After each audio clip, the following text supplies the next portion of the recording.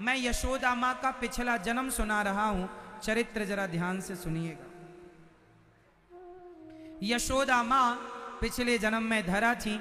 इनके यहाँ संत आए, घर में भोजन का दाना नहीं, क्योंकि ये संतों की सेवा करती थी। तो जंगल से लकड़ियां काटकर जो बेचकर पैसा मिलता, उससे साधु संतों की सेवा करती। एक दिन घर में संत तब आए जब घर में अन्न का दाना नहीं था। अब संतों को भोजन कैसे कराएं? तो बगल में कोई सेठ जी का घर था, वहां चली गई, भैया हमें कुछ पैसे दे दो, हम संतों की सेवा करेंगे, फिर जंगल की लकड़ी बेचकर आपका एक एक पैसा चुकाएंगे, खाएंगे नहीं, आपका पैसा जरूर चुकेगा। वो आदमी नियत का खोटा था। उसने माता धरा को देखा और कहा, तुम बड़ी सुंदर हो, यदि तुम हमें मिल जाओ तो हम तुम्हें पैसे दे देंगे, तुम अपनी जरूरतें पूरी कर लेना। धरा ने कहा, मिल जाओ मतलब क्या है? बोले, उस आदमी ने कहा कि ये जो तुम्हारे स्तन हैं ये मुझे बड़े प्रिय लग रहे हैं, यदि तुम ये मुझे दे दो तो मैं तुम्हें बहुत सारा पैसा दे सकता हूँ। माता धरा से उसने उनके स्तनों की डिमांड कर ली। उसकी नियत तो खोटी थी, उसने अपने ढंग से स्तन मांगे थे, लेकिन माता धरा ने कहा कि ये शरीर का चमड़ा, यदि इसे देने से संतों की सेवा हो जाए तो देना ही ठीक है, क्योंकि अब कोई ऑप्शन नहीं। तो धरा माँ ने कहा, ठीक है, मैं तुझे अपने स्तन देती हूं। वो आदमी तो बड़ा खुश हुआ। पास में चाकू पड़ी थी, माता धरा ने चाकू उठाई और अपने स्तनों को काट दिया। अपने स्तनों को काट कर उस सेठ की तराजू में रख दिए। तुझे मेरे स्तन चाहिए था, मांस का टुकड़ा चाहिए था, ये ले, ये मांस का टुकड़ा तू रख ले। मेरे द्वार पर संत खड़े हैं, भूखे ना चले जाएं, तुमने जो कहा वो पूरा करो। उसने पैसे दे दिए। माता धरा ने बाजार से सामान खरीदा और संतों के लिए भोजन उसी हालत में बनाई। कितना दर्द ना हो रहा होगा शरीर में, पर भोजन बनाया। इस दर्द से बड़ा दर्द ये था, मेरे द्वार से संत भूखे चले जाते तो यह मांस के टुकड़ा, ये घाव तो भर जाएगा, पर संत भूखे चले जाएं, ये गृहस्थों की शोभा नहीं है कि आपके द्वार से कोई भूखा चला जाए। अतिथि देवो भव, अतिथि भूखा ना जाए, हमारे द्वार से कोई भूखा ना जाए, इसका हमें पूरा। गृहस्थी का मतलब क्या है? गृहस्थ धर्म निभे तब तो गृहस्थी है। वो घर घर है जिस घर में अतिथि सेवा होती है, साधु सेवा होती है। अब माता धरा ने संतों को प्रसाद बना करके दिया। संतों को थाली दी तो पूरे में खून ही खून था। पूरी साड़ी माता धरा की गीली थी रक्त से। अब माता धरा से पूछा संतों ने, अरे देवी ये आपके शरीर से इतना खून कैसे? अच्छा, धरा ने संतों को नहीं बताया था कि मैंने अपने स्तन काट कर दे दिए। कैसे बताए? धरा माँ दुनिया की नियत तो समझती हैं, लेकिन अब कैसे कहें? बस उन्हें तो भोजन परोसना था, परोस दिया। संतों ने कहा खून कैसा? जब जिद की संतों ने तो पूरा बता दिया कि मेरे घर में कुछ अन्न का दाना नहीं था, आप अतिथि के रूप में थे, आपको मैं क्या खवाती। उसके पास उधार मांगने गई कुछ पैसे, तो उसने कहा कि तुम्हें अपने स्तन देने पड़ेंगे। मतलब उसने पैसों के बदले मेरे से मेरा शरीर मांगा था कि साधु सेवा करनी है तो तुम अपने स्तन दे दो, तो मैंने दे दिए, काट करके दे दिए। संतों ने कहा इतना बड़ा त्याग तुमने किया। वो संत थे ही नहीं, संत रूप में भगवान थे। वाह देवी, आपने साधु सेवा की है, आपने अपने स्तनों का दान दिया है। अगले जन्म में हम आपका बेटा बनकर आपके नहीं स्तनों का दूध पिएंगे, आपका पुत्र बनकर। वही धरा यशोदा बनी और वही भगवान आज माँ यशोदा के आंचल में गोद में लेटकर माँ का मीठा मीठा दूध पी रहे हैं। जगत को नचाने वाले परमात्मा, जगत का पेट भरने वाले परमात्मा का पेट आज माँ यशोदा भर रही हैं। देखिए ना, सौभाग्य। ऐसे ही थोड़ी भगवान मिलते हैं, थोड़ा त्याग, थोड़ी तपस्या तो चाहिए, ज्यादा नहीं, थोड़ी चाहिए। माता धरा ने, इसलिए गृहस्थों का धर्म है कि द्वार पर आया अतिथि भूखा ना जाए, कोई आवे प्रसन्न होकर जाए अपनी योग्यता के अनुसार। हम नहीं कहते कि तुम 56 भोग खवाओ, अरे तुम नमक रोटी के लायक हो तो नमक रोटी खवाना, परंतु द्वार पे आया अतिथि ब्राह्मण भूखा जरूरतमंद, हमारे द्वार कब कौन आ जाए बता के नहीं आएगा। हमारे द्वार कुत्ता भी आ जाए तो हम गृहस्थों के यहां से कुत्ते के लिए भी रोटियां निकालने का विधान है, गाय आ जाए तो गाय की रोटी निकालने का विधान है, अतिथि आ जाए, भूखा संत आ जाए, कन्या आ जाए, जरूरतमंद आ जाए तो हम गृहस्थी हैं, हम देते हैं, और यही हमारा धर्म है। रावण क्या बनकर आया था? साधु। माता सीता से कहा भिक्षाम देही, माता सीता को पता था कि ये रावण था, क्या करें पता तो था, पर बनकर आया साधु। और मांग क्या रहा था? भोजन। द्वार पे आया अतिथि भोजन मांग रहा हो, भले वो रावण हो, माता सीता को पता था लक्ष्मण रेखा पार करूंगी उठा कर ले जाएगा। माँ ने कहा अंदर आकर ले लो, बोला नहीं बाहर आओगी तो लूंगा। यदि माता सीता उसे भोजन ना देती तो माता सीता की गृहस्थी कलंकित हो जाती कि आपके द्वार पे कोई भूखा आया और आपने भोजन नहीं दिया। भले रावण था, भले चुरा के ले जाता, लेकिन माता सीता ने कहा कि मैं अपना धर्म का पालन करूंगी। धर्मो रक्षति रक्षिता। जब धर्म का पालन माता सीता ने किया तो धर्म ने माता सीता की रक्षा की। पर आपके लिए ये बात नहीं है। आप तो पहले देख लो, आज के युग में चोर उचक्के भी आज साधु के रूप में आ जाते हैं, ठगने वाले, लूटने वाले, गुंडा, डकैत, डाकू भी आ जाते हैं। थोड़ा आप लोग सावधान रहना, ऐसा रहना कि कहीं आपके कठोर स्वभाव के कारण कोई सच्चा संत न वापस चला जाए। थोड़ा ये आपको ध्यान रखना चाहिए, है ना।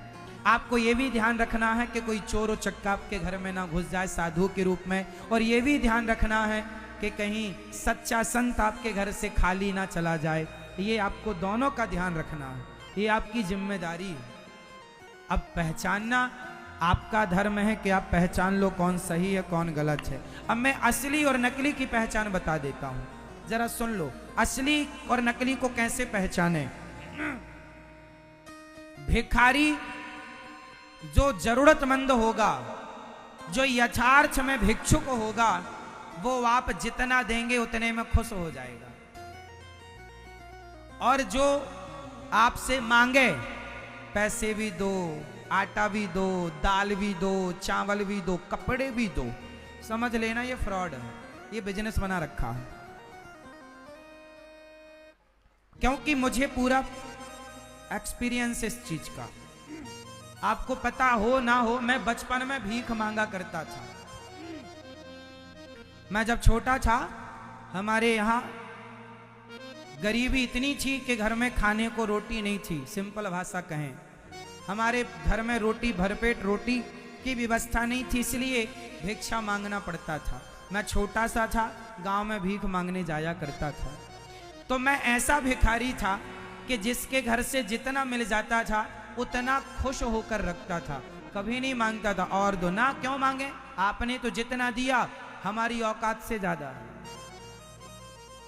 कोई सीधा सूपे में, सुपड़े में लगाकर थोड़ा सा नमक, थोड़ा आटा, थोड़ा दाल चावल देते, हम उसे ले लिया करते थे।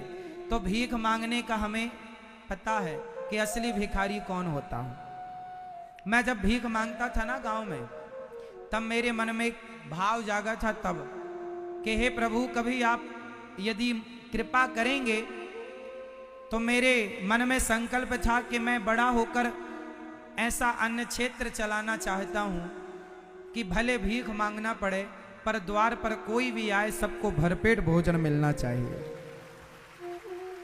आज ठाकुर जी ने उस भिखारी की बात सुन ली। आप कहते हैं सुनते नहीं, मुझ जैसे भिखारी की मेरे कन्हैया ने बात सुन ली। आज वृंदावन में एक ऐसी रसोई है जहां कोई भी आ जाए सब, मैं तो अपने गृहस्थ धर्म का पालन करता हूँ, मैं भी गृहस्थी हूँ, और गृहस्थ का धर्म है कि द्वार पर कोई आ जाए तो भूखा ना जाए। वृंदावन में कोई गौरी गोपाल आश्रम आता है, भूखा नहीं जाता साहब। सवेरे 8 बजे से रात्रि के 10 बजे तक लगभग 30,000 लोगों का प्रसाद नित्य बंटता है, फ्री निःशुल्क, कोई आवे सबको मिलता है।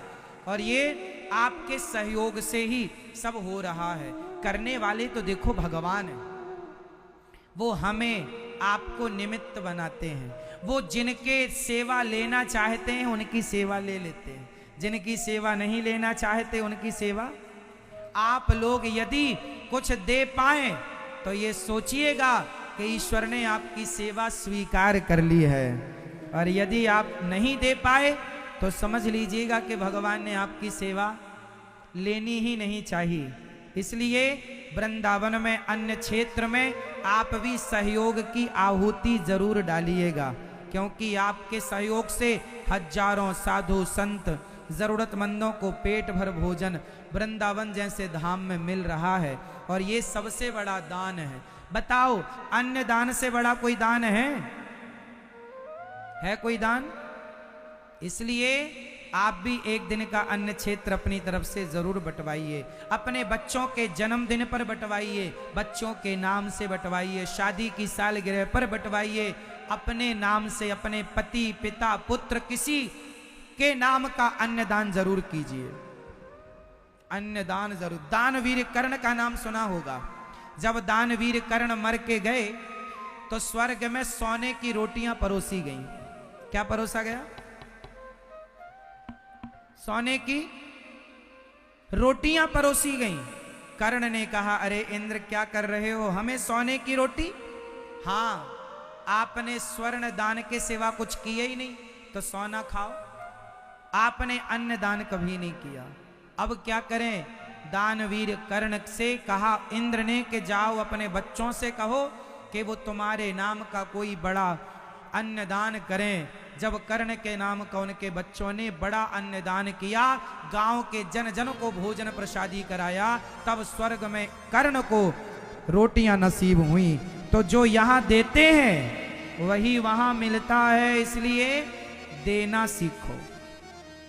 अपना पेट, अपनी पत्नी, परिवार, पति, बेटा बेटी, माता पिता, अपनों का पेट भरना तो चिड़िया भी जानती है, पशु पक्षी भी जानते हैं। अरे पेट उनका भरो, अपना पेट तो सब भरते हैं, सभी में बांट कर खाए उसे इंसान कहते हैं। पराया दर्द अपनाए उसे इंसान कहते हैं। यूं भरने को। एक बार क्या हुआ, जब मैं छोटा था तो हम बच्चे थे ना, गणेश जी रखा करते थे।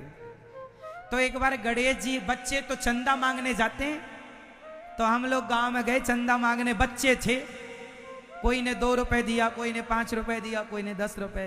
तो हम गांव के मुखिया के पास चले गए, जो सबसे बड़ा आदमी था। तो उससे कहा, भैया कुछ चंदा दे दो, हम लोग गणेश जी रखे हैं। तो उसने गुस्से में कहा, अरे जब देखो मुंह उठा के चले आते हो, हम ही हैं क्या और कोई नहीं है गांव में, हमसे ही मांगते हो इसका चंदा उसका चंदा, जब देखो मुंह उठाए चले आते हो।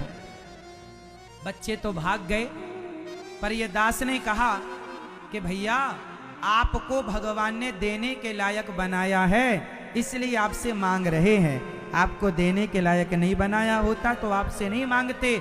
और आप यदि दे रहे हैं तो ये आपका सौभाग्य है कि आपका सहयोग इस कार्य में लग रहा। काम तो देखो सबके होते हैं, उन्होंने चंदा नहीं दिया तो भी गणेश जी रखे गए। आप नहीं देंगे तो भी सब काम होगा, लेकिन देंगे तो आपकी भी एक आहुति जब पड़ेगी सहयोग की, तो ईश्वर आपकी तरफ भी कृपा दृष्टि डालेंगे कि चलो इस यज्ञ में, सहयोग में आपने अपना सहयोग पहुंचाया है। इस अन्य दान सबसे बड़ा दान है। इसलिए मैं आपसे कहूंगा कि आप में से जितने लोग यहां बैठे हैं, आप में से कोई भी थोड़ा भी देने के लायक है तो दीजिए जरूर, ताकि आपकी एक रोटी उस आश्रम में बटे और सबको मिले, और ये अन्नदान से आप जुड़ पाएं। जिस लायक हैं